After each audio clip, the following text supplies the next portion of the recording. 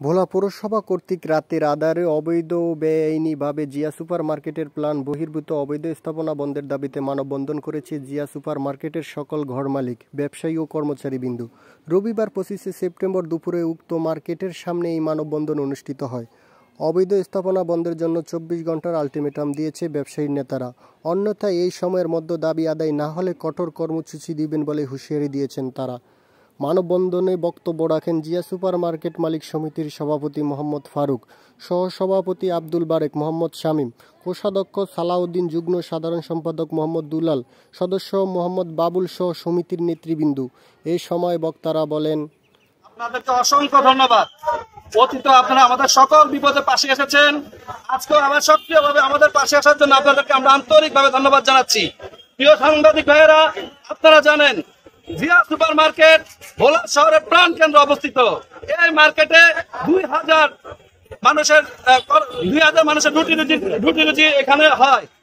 এই মার্কেটে যখন তখন ইদানিং কালে দেখা যাচ্ছে যে অন্যায় ভাবে কোন প্ল্যান বহির্ভূত ভাবে বিল্ডিং উঠছে, যাতে করে পিছনের দোকানগুলো অন্ধকার হয়ে যাচ্ছে এবং আমরা ব্যবসায়ীরা বড় ধরনের ক্ষতির সম্মুখীন হচ্ছি। কোন রকম আলাপ আলোচনা ছাড়াই এই রাতের অন্ধকারে এইরকম ইট এনে এইভাবে স্থাপনা দখল করে আমাদেরকে ক্ষতির মুখে ফেলে দিচ্ছেন। আজকে তাই আমরা আপনাদের কাছে অনুরোধ রাখবো, আপনারা সাংবাদিক ভাইরা, আপনারা আপনাদের কলমের ধারায় আমাদের 2000 পরিবারের আমাদের অন্যের ব্যবস্থা আপনারা ফিরিয়ে দিবেন। প্রত্যেকটা ইলেকট্রিক মিডিয়া, প্রিন্ট মিডিয়া আমাদের সাথে থাকবেন, আমাদের পাশে থাকবেন, সত্যের পথে থাকবেন। এই বলে আমি আমার বক্তব্য শেষ করছি। ধন্যবাদ সবাইকে।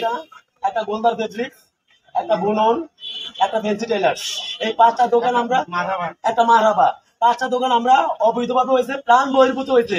আমরা এটার জন্য মামলা হয়েছে, মামলা চলমান হাইকোর্টে। এই 5টি দোকান আমরা অবৈধ উচ্ছেদ চাই, নতুন করে যেন আর কোনো অবৈধ দোকান না হতে পারে, সেজন্য আমরা দৌড় দাবি যাচ্ছি। আমাদের আলোচনা ছাড়া আমরা যেটা আসছেন কষ্ট করিয়া এই রাতের ভিতরে আমরা যেন উপকৃত হই, এটা আপনাদের আপনাদের দাবি। আমরা মেয়র মহোদয় পারে আমাদের এগুলো সহায়তার ব্যবস্থা নেই।